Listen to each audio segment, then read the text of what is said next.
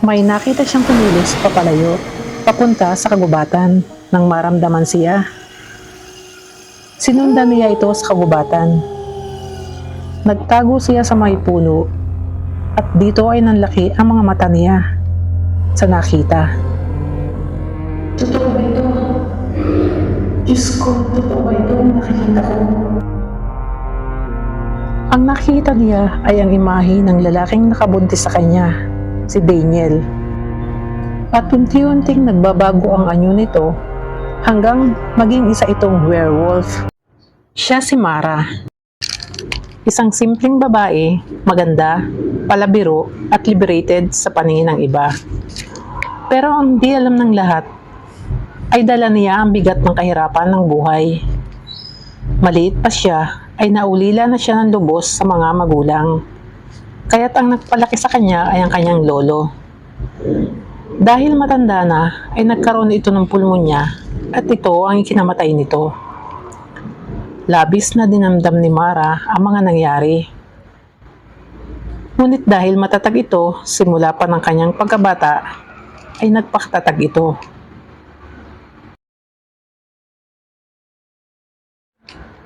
Pagkatapos ilibing ng kanyang lolo, ilang araw lang ay lumuwas ito ng Maynila upang makipagsapalaran.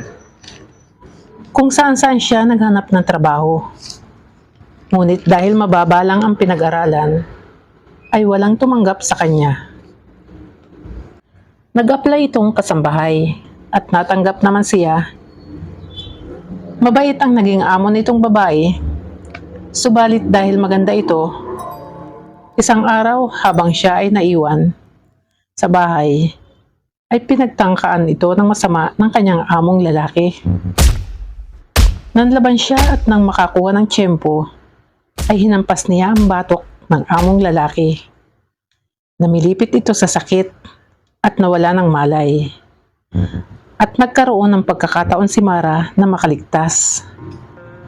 Bitbit niya ang malaking bag na mga gamit sa pagtakas ay napadaan siya sa isang club. Nangangailangan ng bartender.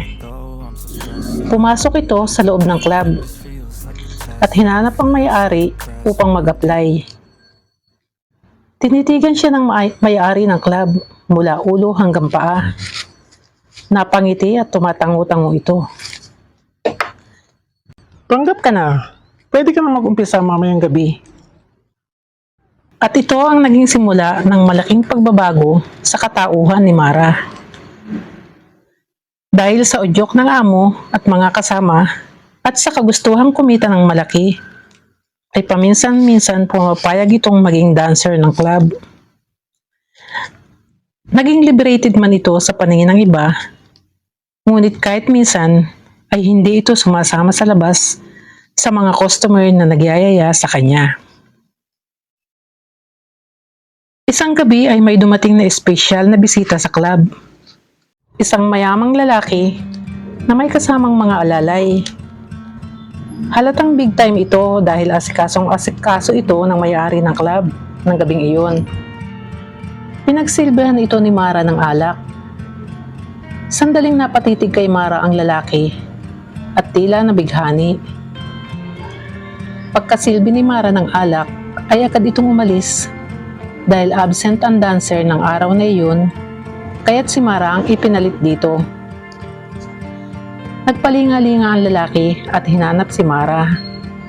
Ngunit hindi na niya ito makita. Medyo marami-rami na rin ang naiinom ng lalaki nang biglang mahawi ang maliit na entablado sa unahan kasabay ng isang maharot na tugtog. At lumbas si Mara. May maikli at nakakaakit na damit at sumasabay ang katawan sa magaslaw na tugtugin. Biglang namula at nag-init ang mukha ni Daniel, ang pangalan ng lalaki. Ang babaeng hinahanap niya ay nasa unahan niya. Nagsasayaw, nakatingin sa kanya at nakangiti. Palihim na may binulong si Daniel sa kanyang alalay. Hinanap ng alalay ang may-ari ng club at may sinabi dito. Pagkatapos ng number ni Mara, ay inutusan siya ng may-ari ng club na harapin ng espesyal na bisita. Tutulman si Mara dahil hindi niya ito trabaho, ay may tila lihim na damdaming nag-uutos dito na puntahan ang lalaki. At napilitan din siyang uminom habang nakikipagkwentuhan. Pakiramdam nila ay matagal na silang magkasama. Nang niyaya siya ni Daniel na lumabas, ay sumama ito. Saan mo ako dadalhin? Ang malagihay na tonong boses ni Mara dahil nakainom na ito. Sinama siya ni Daniel sa isang kondo. Dinala siya ni Daniel sa isang silid at dahil parehong nakainom ay may nangyari sa kanila ng araw na iyon. Hindi makapaniwala ang binata na siya ang unang lalaki sa buhay ni Mara dahil sa club ito nagtatrabaho. Dahil sa biglaang meeting ng kumpanya, ay agad umalis si Daniel. Nag-iwan na lang ito ng sulat at malaking halaga ng pera sa ibabaw ng mesa. Nang magising si Mara, ay wala na ito. Binasa niya ang sulat, ngunit hindi niya kinuha ang malaking halaga ng pera. Nagpatuloy ang buhay ni Mara. At araw-araw ay umaasang babalik si Daniel sa club upang balikan siya, ngunit nabigo siya. Lumipas ang isang buwan, palaging nahihilo si Mara. Nagpa-check up ito at nalaman niyang buntis siya. Binalikan niya ang kondo ni Daniel, ngunit nalaman niyang hindi na ito bumalik dito. Nagpatuloy siya sa pagtatrabaho. Ngunit habang tumatagal, ay bumibigat ang katawan niya. 5 buwan ang lumipas, at medyo malaki na ang tiyan niya nang may maramdaman siyang kakaiba tuwing mapapadaan siya sa palengke at nakakaamoy siya ng hilaw na karne. Lumulukso ang bata sa kanyang sinapupunan. Noong malaki na ang tiyan niya, ay nagpasya na lang ito na magpahinga sa bahay. Araw ng kapanganakan niya ay hindi na ito umabot sa ospital at nanganak na sa bahay. Mag-isa na lang niyang pinalaki ang anak at paminsan-minsan ay dumadaan sa club upang makibalita sa ama ng kanyang anak. Ngunit bigo siya.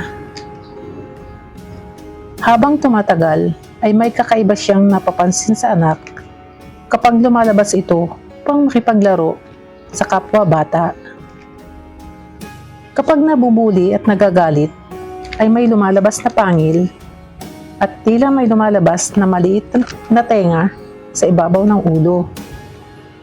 Isang beses ay nabuli ulit ito, kaya't pinatulan ng kaaway. Nagulat siya at ang mga kalaro nito. Binuhat niya ang kalaro kahit mas malaki ito sa kanya at inihagi sa malayo. Naging napakalakas nito at unti-unting nagbago ang anyo nito. Naging kawangis ng isang batang werewolf. Namula ang mata, umaba ang kuko, at nagkaroon ng tila sungay. Mabilis na kumalat ang balita at natakot si Mara, kaya't ng gabing iyon ay tumakas sila. Bumalik siya sa probinsya ng kanyang lolo. Mama, bakit tayo nandito? Anong gagawin natin dito?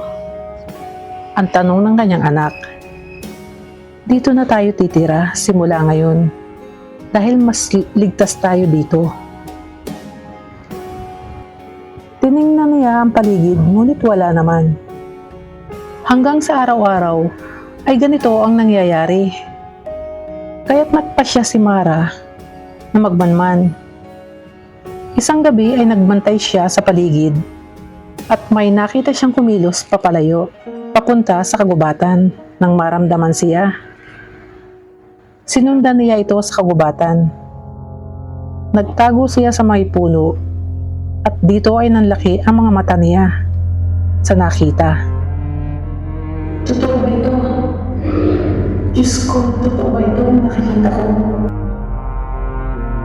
Ang nakita niya ay ang imahe ng lalaking nakabuntis sa kanya, si Daniel. At unti-unting nagbabago ang anyo nito hanggang maging isa itong werewolf.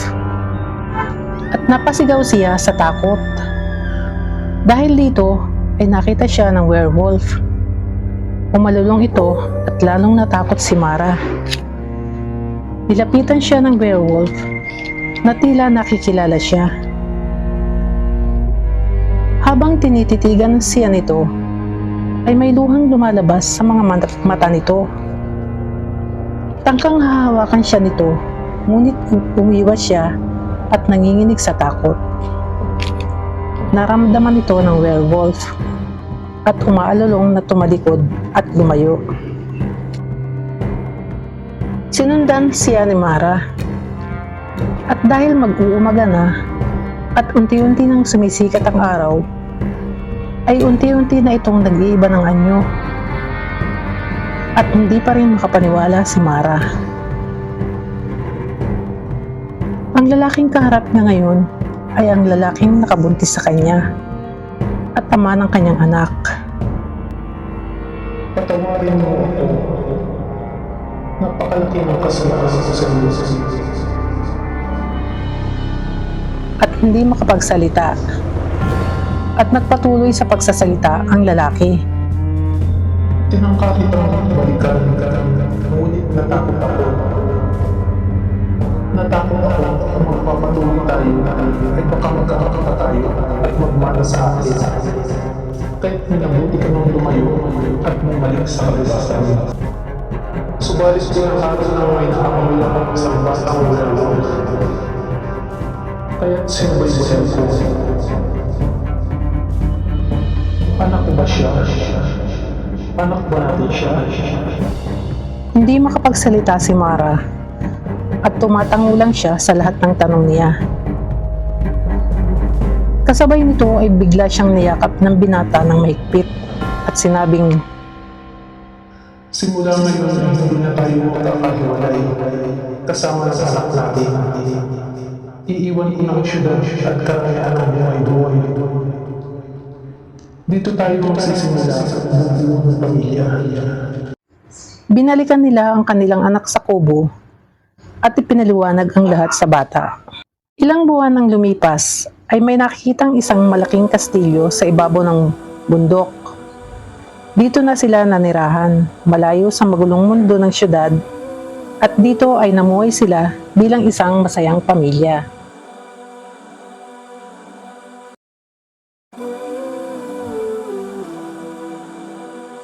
Kung nagustuhan ninyo ang kwento, huwag kalimutang mag-like at mag-subscribe. At mag-comment na rin kung anong masasabi ninyo sa kwentong ito.